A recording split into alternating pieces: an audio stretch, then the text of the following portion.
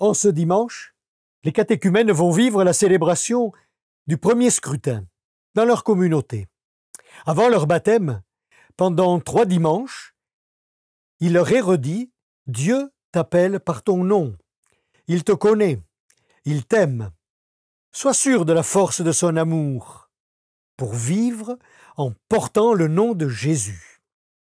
Il est puissance de Dieu et sagesse de Dieu. » L'emblème en est la croix. C'est bien sa victoire sur le mal et le péché. Tel est le sens des exorcismes. Avec ces hommes et ces femmes qui ont choisi de devenir chrétiens, nous entendons la parole de Jésus au temple de Jérusalem lorsqu'il renverse les tables des marchands et des changeurs.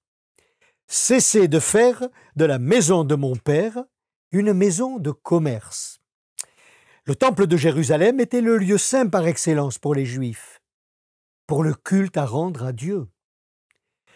Jésus se présente, lui, comme ce culte, ce lieu nouveau de la rencontre de Dieu et des hommes. Lui, vrai Dieu et vrai homme. Il est, lui, le lieu du sacrifice parfait, point n'est besoin d'animaux.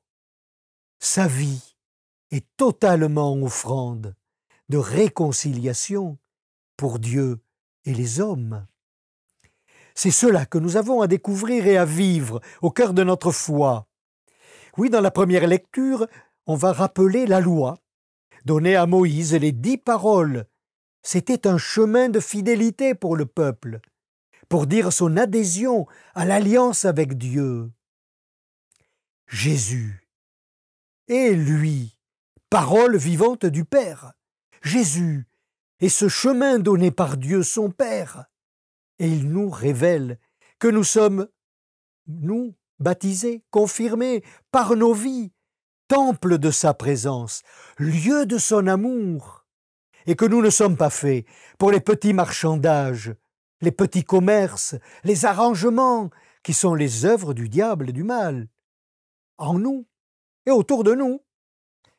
Belle vocation que d'être des lieux de résurrection. Faisons ce choix, aidés par les catéchumènes.